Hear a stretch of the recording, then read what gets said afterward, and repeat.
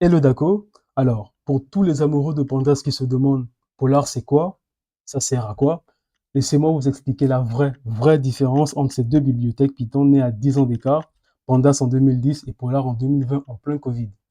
Alors, imaginons deux chefs cuisiniers. D'un côté, on a Pandas le vétéran. Il attaque sa recette en mode impatient, le Eagle Mode. Il se lance directement. Il coupe ses légumes, il fait chauffer sa poêle. À un moment donné, il oublie le sel, donc il repart en chercher. Puis il oublie le poivre, puis les épices. Donc chaque étape est donc exécutée l'une après l'autre sans vraiment regarder le plan d'exécution. Le résultat, c'est que ça marche, mais la performance prend un coup, c'est lent, ça consomme beaucoup de mémoire, surtout si la table elle est grande, une genre de dataset avec plusieurs gigaoctets.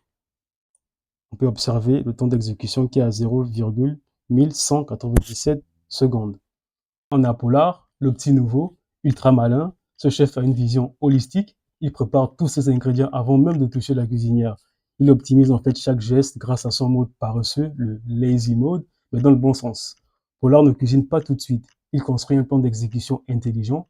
Il regarde tout le process et d'un coup, il exécute tout en parallèle avec une performance optimale. Pourquoi? Parce qu'il est bâti sur Rust, qui est connu pour sa rapidité et son efficacité mémoire. Donc le résultat, c'est qu'il finit son plat 2 fois plus vite que Pandas, même avec un dataset énorme. Finalement, pour moi, si vous aimez explorer vos données ou vous voulez rester sur une vieille école fiable, restez sur du Pandas. Mais pour les ETL, les pipelines ou du big data où la performance compte, Polar est votre meilleur allié. Franchement, c'est comme si vous passez d'une vieille casserole à une plaque à induction dernier cri, quoi. Donc dites-moi donc, si on doit regarder concrètement la différence de performance entre ces deux bibliothèques de Python, on va commencer par générer en random un dataset de plus de 1 million de lignes. Et ensuite, on va demander à Pandas de nous générer en fait la moyenne des salaires des personnes qui ont plus de 30 ans. Et le résultat est 64 977.54 avec un temps d'exécution de 0,1564. Pourquoi? Parce qu'il travaille en fait en mode impatient. Pandas charge tout en mémoire, ligne après ligne, puis calcule la moyenne sans aucune optimisation. Ça marche, mais c'est comme un chef qui court chercher chaque ingrédient un par un. Ça prend beaucoup de temps.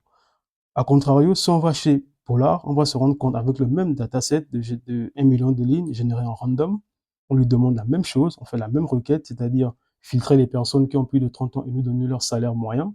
On retrouve le même résultat qui est de 64 977.54, mais plus de 20 fois plus rapide que Pandas. Pourquoi? Grâce à son mode paresseux. C'est-à-dire que Polar planifie tout avec un plan d'exécution, puis exécute en parallèle avec du Rust. C'est comme un chef qui prépare en fait tout en avance et cuisine en un éclair. Donc, je vous remercie d'avoir regardé cet épisode et je vous dis à très bientôt pour les prochaines pépites data.